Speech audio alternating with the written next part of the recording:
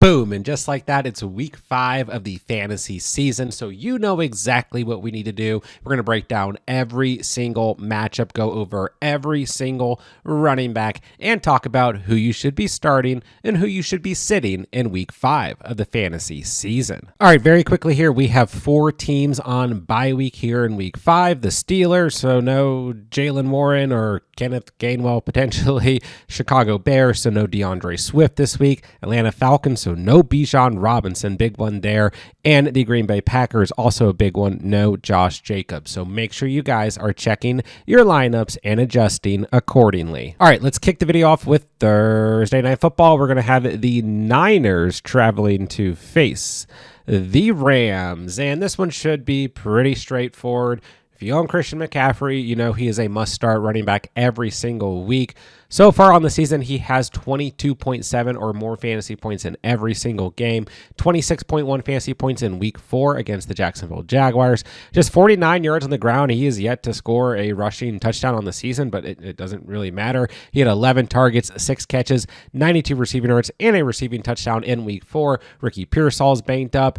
George Kittle set to return at some point soon, but still Christian McCaffrey is like essentially one of the primary wide receivers on this team, and we know it's Christian McCaffrey. We don't need to break this down too extensively here whatsoever. The Rams have been very, very good against the running back position, top 5 in terms of fantasy points allowed to the position. So there's that. It's a short week. Brock Purdy, a little up and down this past week.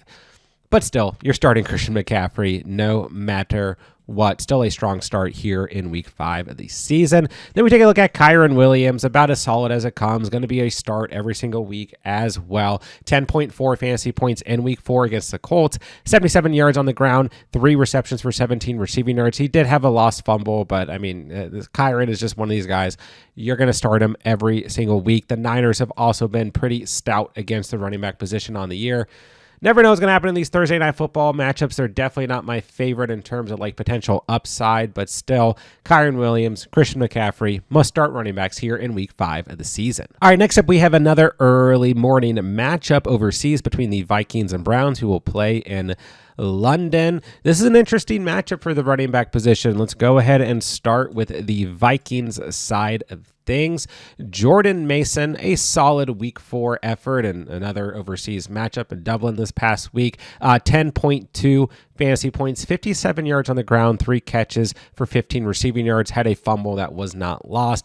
Definitely very different than what he was able to do in week 3 against a porous Cincinnati Bengals defense at home. And I'm still going to leave him in the start category, but I think he's close to just like startable lower end RB2 this week because, I mean, this Browns defense is very good, and their run defense specifically has given up the second fewest fantasy points to opposing running backs thus far on the season. So I don't love this matchup for Jordan Mason, but I do kind of have this belief that like this is closer to a home game for the Vikings as they're already overseas and like they play a majority of the overseas games, and the Browns are traveling this week overseas. I don't know. And once again, these overseas games can always get a little wonky. So I think Mason is a solid start, but be wary. It depends on who else you guys have because, I don't really want to mess around with this Browns run defense at the end of the day.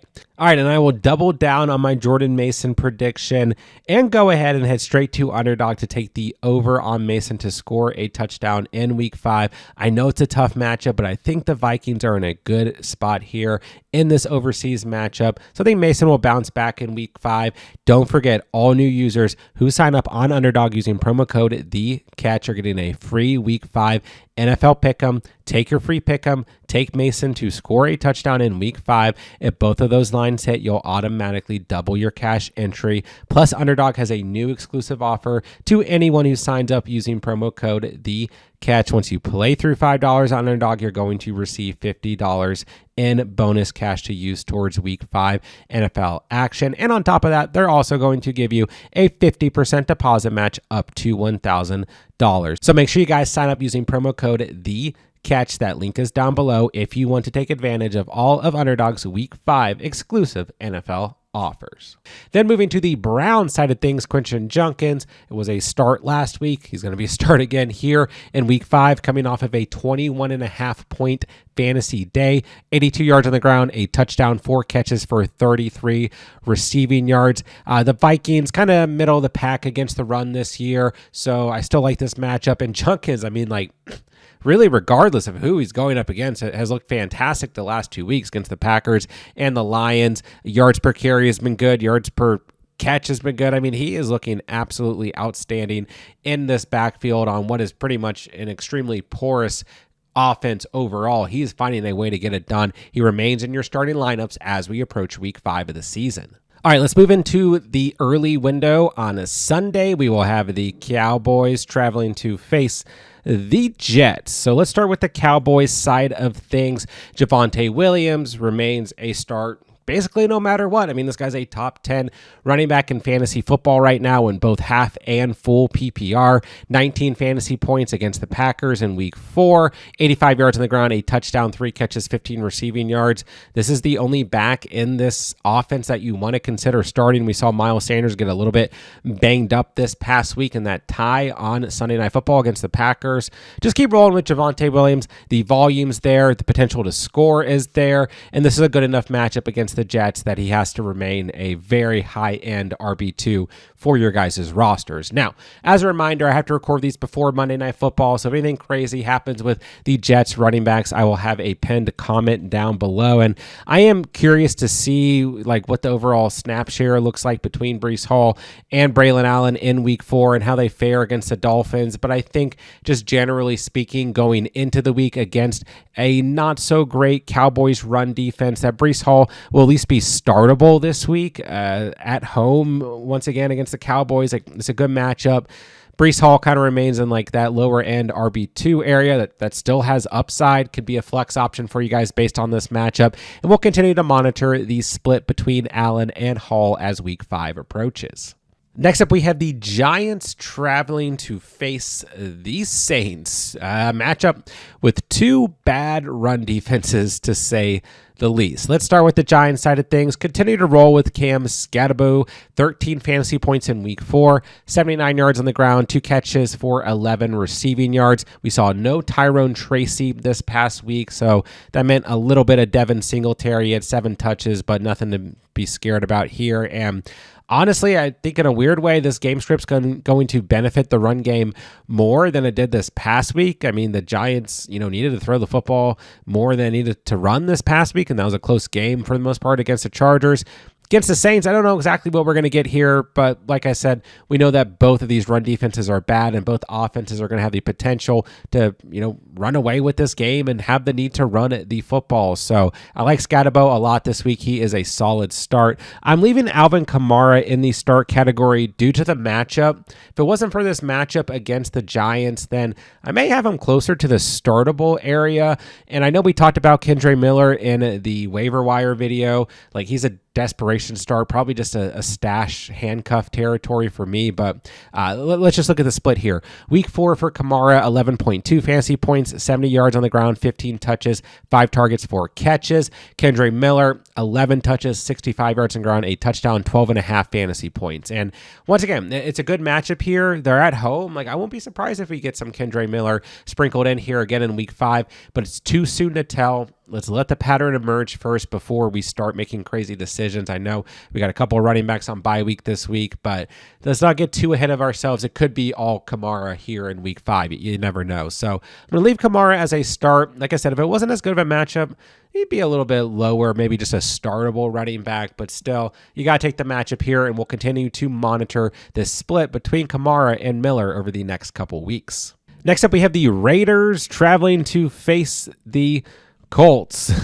Let's just start with the Raiders side of things. And I will always tell you guys when I'm wrong about something. And I got a little overreactive to Ashton Jeanty going into week 4 in last week's video. And then we kind of talked about it throughout the week. And I was like, okay, maybe I was overreacting here. And maybe we really just need to start Jeanty against the Bears. And he absolutely should have and needed to. 33.5 fantasy points, 138 yards on the ground, a rushing touchdown, 2 receiving touchdowns off of 2 catches, 17 receiving yards. I mean, he moved all the way up to a top 10 running back on the season in half PPR and a top 12 in full PPR just based on last week's performance alone. So I don't think we're going to be benching him anytime soon. And the Colts run defense is quite good. So just bear that in mind. The Raiders are on the road here. This is a top 10 unit against the running back position in terms of fantasy points allowed.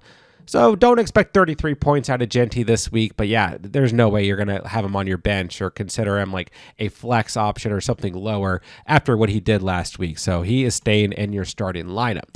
Now on the flip side, this Raiders run defense ranks 1 spot below the Colts run defense. This is another top 10 unit against the running back position in terms of fantasy points allowed. So Jonathan Taylor, 14.6 fantasy points in week 4, 76 yards on the ground, 5 catches for 20 receiving yards, had a big touchdown that came back. And you know what? It just doesn't matter. It does not matter who Jonathan Taylor is facing. This is a top 5 running back in fantasy football right now in both half and full PPR. Like I said, I mean, really, if he had scored that big touchdown, like, you know, he'd be looking at an even more stout fantasy day in week 4 and would probably be the RB1 right now. So Jonathan Taylor, doesn't matter what the matchup is. He is an absolute must-start running back here in week 5. Next up, we will have the Dolphins traveling to face the Panthers. And once again, recording this before Monday Night Football. Don't yell at me if anyone gets injured or anything crazy happens. But Devon Achane got to remain a start for the most part, you know, as long as he's healthy. Gets the Panthers this week, who have not been good against the run, coming in bottom 12 against the position in terms of fantasy points allowed. And I mean, Devon Achane is just one of these players, no matter what, he's going to get involvement, whether it's through the passing game, on the ground, whether it's through receiving touchdowns or rushing touchdowns. As long as he's healthy, he remains a solid start. And Ollie Gordon, anybody left over here, in my eyes right now, is still just a handcuff. Maybe that'll change. Like I said, Monday Night Football has any implications, there'll be a pinned comment down below. Chuba Hubbard, I was pretty disappointed in this past week. Just 9.9 fantasy points, kind of a weird overall game script this past week against the Patriots. But yeah, I mean, he's had 9.9 or less fantasy points in 2 straight games, 10 carries, 49 yards on the ground, 3 catches for 20 receiving yards. Rico Dowdle had 9 touches and a target, so just 1 less touch than the previous week. I don't particularly love that because like in week 3, it made sense. Like the Panthers were blowing out the Falcons. Like we don't need to use Chuba Hubbard right now. Let's use our RB2. Last week didn't make nearly as much sense, and that volume is somewhat concerning at the end of the day. So I'm going to leave him in the start category with all that being said, because this is a Dolphins run defense that ranks bottom 6 against the running back position in terms of fantasy points allowed. So I still like this matchup. The Panthers are at home. I don't want to overreact here. Also gets the Cowboys next week. This should be a strong stretch of games over the next 2 weeks for Chuba Hubbard. Let's not lose the faith. I'm going to leave him in the start category here in week 5 of the season. All right, next up we have the Broncos traveling to face the Eagles. Let's start with the Broncos side of things. Yes, recording before Monday Night Football. I just say it through every matchup that has a Monday Night Football team just in case. And if anything crazy happens, we see an injury to Dobbins, whatever it may be, pin comment down below. But I'm expecting him to at least have a decent game, if not his best game of the season in week 4 against the Bengals. But how will things look this week against the Eagles? Well, they actually rank bottom 10 against the running back position so far on the season in terms of fantasy points allowed. It's a road game here for the Broncos. I still, for some reason, feel kind of iffy about this matchup, but I think as long as Dobbins is healthy, really regardless of what happens on Monday Night Football, you got to keep rolling with him. It's still going to be a solid start, and like I said, I'm expecting him to have a good Monday Night Football performance, so no concerns there for me. Saquon Barkley remains a start, 17.4 fantasy points in week 4, had a touchdown, 43 yards on the ground, 4 targets, 4 catches, 31 receiving yards against a good Tampa Bay Buccaneers run defense. He'll get the Broncos this week. They're kind of middle of the pack against the running back position. Eagles are at home. Nothing to be worried about here. Saquon Barkley must start running back every single week, no matter what. All right, next up we have the Texans traveling to face the Ravens. This is an interesting one. Let's start with the Texans side of things. We got a little bit of a split going on here between Nick Chubb and Woody Marks, who will probably be the most added player on waivers here going into the week 5 waiver period. Chubb had 13 touches this past week, 2 targets, 2 catches. Marks had 17 touches, 5 targets, 4 catches. Woody Marks, though, ended up with 27.9 fantasy points, a rushing and receiving touchdown, where Nick Chubb had just 8.2 fantasy points, 0 touchdowns. But this week, they're facing the Ravens, who have given up the most fantasy points to running backs so far on the season, and they are bottom 5 against quarterbacks and wide receivers, bottom 10 against tight ends. This defense is awful when it comes to fantasy points allowed, and basically just in general as well. And I have been shouting this from a rooftop through the first 4 weeks of the season. This is not a good Ravens defense, and it really wasn't that great last year except against the run. But this year, they are Swiss cheese against the run.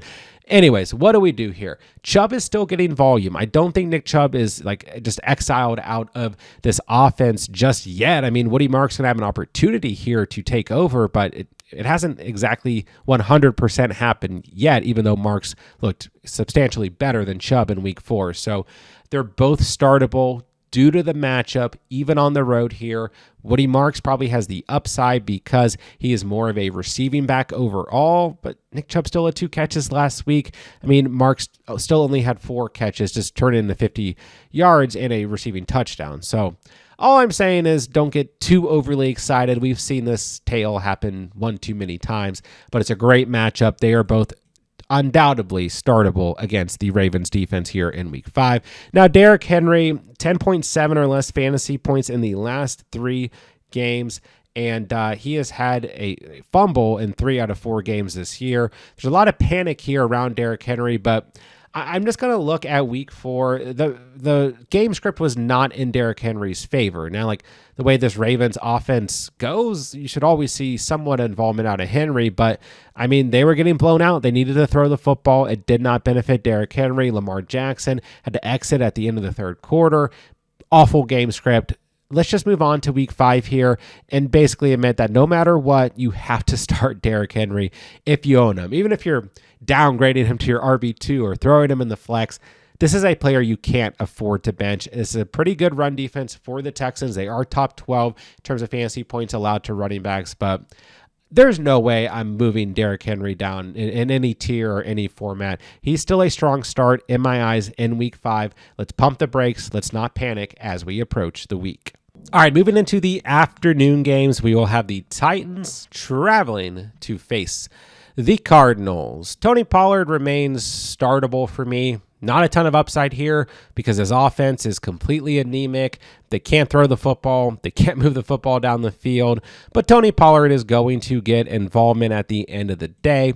10.6 fantasy points this past week, 14 touches for 64 rushing yards, 3 targets, and 3 catches. Gets the Cardinals this week. This is not a defense that particularly scares me. They are bottom 10 against the running back position here. So Tony Pollard still startable, but the ceiling, the upside is just non-existent in this offense. Looking at the Cardinals side of things, got a lot of heat last week for calling, for not proclaiming Trey Benson the best start of all time or a must-start running back and just calling him startable and pointing out that we don't know what the split's going to look like here. We don't know what usage other running backs are going to get. It's a short week. The Seahawks defense hasn't been good against running backs, but there's still nothing to sneeze at. And basically everything I said came to fruition. I mean, Trey Benson, 10.4 fantasy points, 8 touches on the ground, 35 rushing yards, 5 targets, 5 receptions, 19 receiving yards. Not a bad stat line whatsoever. But we saw Amari DeMarcado get some involvement at the goal line, 2 catches, 2 receptions for a receiving touchdown, and just 2 overall rushing attempts for 8 rushing yards. So it is still Trey Benson's backfield. Don't get me wrong here, but yeah, we might see some other involvement out of other running backs.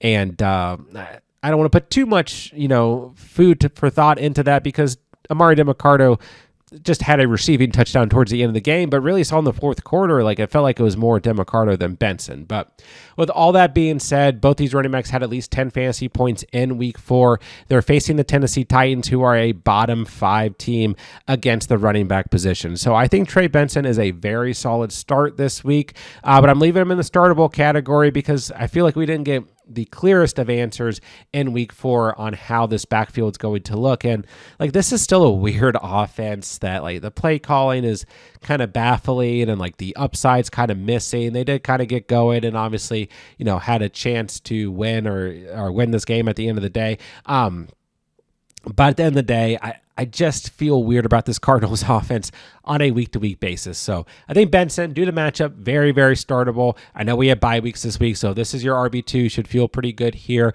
And it's still a good start, but let's just kind of see how things start to go over the next couple weeks in terms of the overall volume and split for the Cardinals running backs. Next up, we have the Bucs traveling to face the Seahawks, and Bucky Irving remains an absolute must-start running back no matter what. 25.5 fantasy points against the Eagles this past week, 63 yards on the ground. He's yet to score a rushing touchdown this year, but he did have a receiving touchdown this past week as well as 5 catches for 102 receiving yards. Had a lost fumble.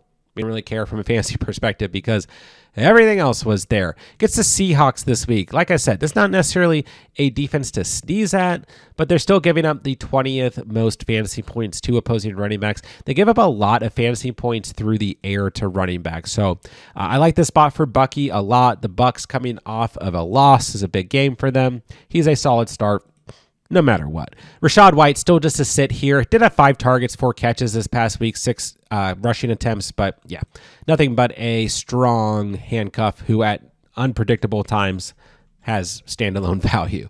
Then looking at the Seahawks running backs, they're both just remaining in the startable category. The split is too difficult to call on a weekly basis. Walker, 12 fantasy points in week 4. Charbonnet, 12.4 fantasy points. Walker had 19 touches for 81 yards on the ground and a catch for 29 receiving yards. Charbonnet, 12 touches, 39 rushing yards, a rushing touchdown, and 2 receptions for 5 receiving yards. Did have that 1 touchdown call back as well. But I think they're both solid enough starts. But this Tampa Bay run defense has been very good on the year. They don't give up a lot of yards on the ground whatsoever. Most of it is through the air, but they are a top 13 team against the running back position in terms of fantasy points allowed. And like I said, they're very, very good against running backs in terms of just purely running the football. So not the best spot here, but the Seahawks are at home. Both these guys just startable. Unfortunately, this backfield doesn't give you the best overall upside for fantasy points scored because they're utilizing both running backs, and it's not like a Gibbs-Monty level like we saw last year with those guys or anything, or what they can do on certain weeks, but still, these are still very, very strong running backs in a good system that wants to run the football first and foremost, but just not the best overall matchup here in week 5 for the Seahawks running backs. Next up, we have the Lions traveling to face the Bengals. Let's start with the Lions side of things. Jahmyr Gibbs remains a must-start running back no matter what. This is a great spot for him against a very bad Bengals run defense. 91 yards on the ground in week 4 against a very good Browns run defense. Had a touchdown, 2 catches, 6 receiving yards. You got to keep rolling with Gibbs. You guys already know that if you own him. He has 15 or more fantasy points in every game this year. Then we got Monty, who I left as startable last week and really should have been a sit, but tough. It's interesting because Gibbs played really well against a very good Browns run defense. Monty still had 9 touches and a target, but walked away with just 1.2 fantasy points after absolutely exploding in week 3 with 29.4 fantasy points. And this is why I keep Monty in like the startable category, because once again, in certain game scripts, Monty is just not going to be 100% necessary like we saw in week 4. And also a majority of the volume is still going to Gibbs as well as the receiving work. So Monty startable because the matchup's very good here, and the Lions could be in a situation where they don't really need to throw and just kind of, ice the game away or whatever. So Monty, I like this week, but still just in the startable category. Now, last reminder, I'm recording this before Monday Night Football, so if anything happens here, changes my mind on Chase Brown or any significant injury, then I'll let you guys know. I'm leaving him in the startable category, probably mainly because Monday Night Football has not been played yet. he could be like a lower tier for me. So make sure you guys are asking your questions down below in the comments section, depending on how he plays in week 4 against the Denver Broncos. And this is not a great matchup against a top 10 unit against running backs in terms of fantasy points allowed in the Detroit Lions. So we'll just kind of monitor things. If Chase Brown comes through in week 4 with like at least 10 or more fantasy points, I think he stays in the startable area. But yeah, this Bengals offense right now, very concerning, playing with a backup quarterback in Jake Browning and not Joe Burrow. So I'll retouch base with you guys based on Monday Night Football. But for now, a low-end start because there's a few bye weeks here in week 5. All right, last game of the afternoon slate is going to be the Commanders traveling to face the Chargers. Let's start with the Commanders, and I have been going over this backfield for a couple weeks now and really just expressing to you guys that I don't like this backfield from a fantasy perspective at all. And I'm just at a point where I don't want to risk any of these guys in my starting lineup. Like, if you're absolutely desperate, you got, Bijan and Jacobs on a bye week, like you need a dart throw. Sure, you could take a guess here, but they're going up against a top 5 unit in terms of fantasy points allowed to running backs in the Chargers.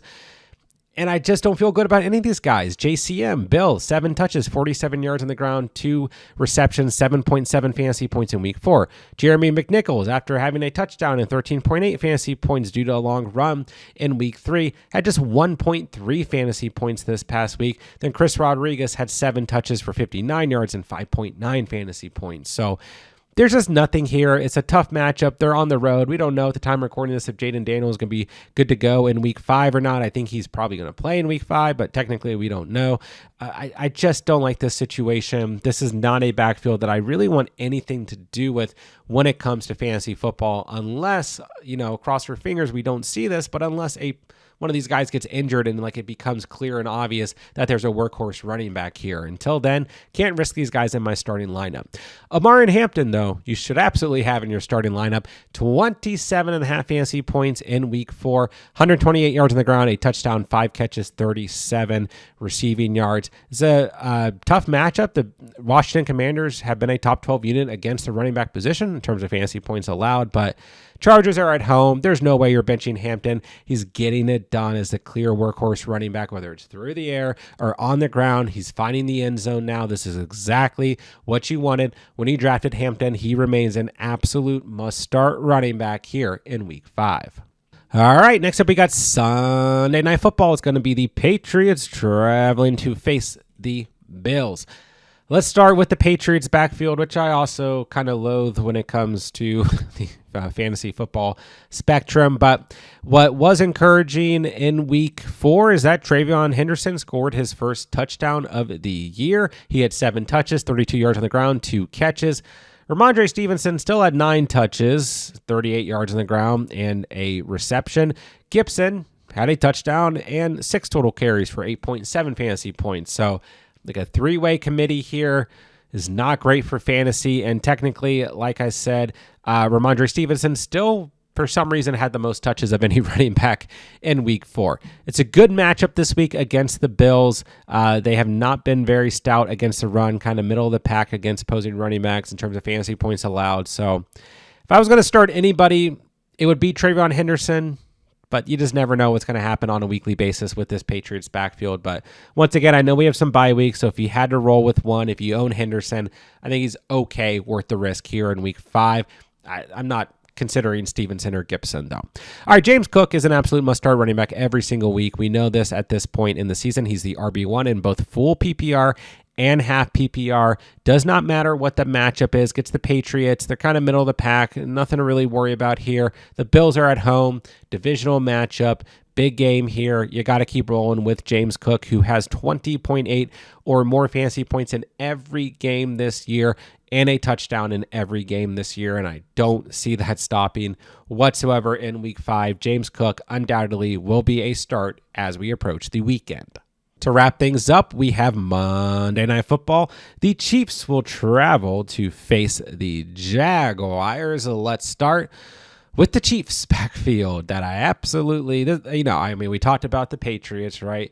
We talked about the Commanders. If there's one backfield that I hate more than those backfields, It's the Chiefs. Isaiah Pacheco, first touchdown of the season through the air in week 4, 2 total receptions, 12.8 fantasy points, 35 yards on the ground. Kareem Hunt, who had a touchdown in week 3, came back to earth in week 4, 5.7 fantasy points, 34 yards on the ground, 1 reception. They get the Jags on the road here, and I've been talking about this Jaguars defense for at least 3 weeks straight, right? And telling you guys, this is not a bad defense.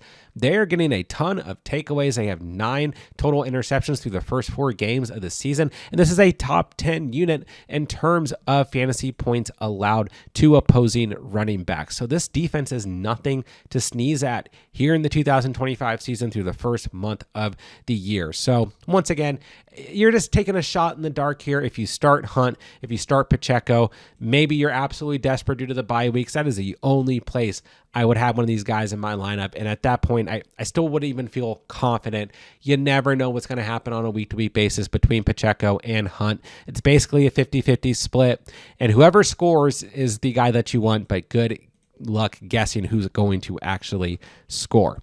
I don't want anything to do with it. They are sits for me. Travis Etienne remains a must-start running back. He has looked absolutely incredible so far on the season, and the Chiefs actually rank bottom 10 against opposing running backs in terms of fantasy points allowed to the position. Good matchup for him. He's a top 10 running back in both full and half PPR. 19.5 fantasy points in week 4, 124 yards on the ground, a touchdown, and 1 catch in this game, or in last week's game against the Niners. Keep rolling with Etienne. It's not Bashal Tootin. It's not anybody else. It is all Travis Etienne, and he remains a great start as we wrap up week 5 of the season. And there you guys have it. Every single matchup, every single running back, and who you should be starting or sitting as we approach week 5 of the fantasy season. Don't forget, guys, I'm answering all fantasy football questions in the comment section down below. If you guys need anything whatsoever as we approach week 5, please drop me a comment. I'll answer as many as I can as the week progresses. And while you're down there, it does me a huge favor if you guys hit that subscribe button and that like button on the way out. And when the videos and playlists pop up on the screen, make sure you guys are checking out all of our week 5 fantasy content. We're going to have everything you could possibly need to dominate week 5 of the fantasy season. So make sure you check out the videos as the week goes on. And with that, I'll say thank you guys so much for watching and or listening. And remember, you saw it here on The Catch.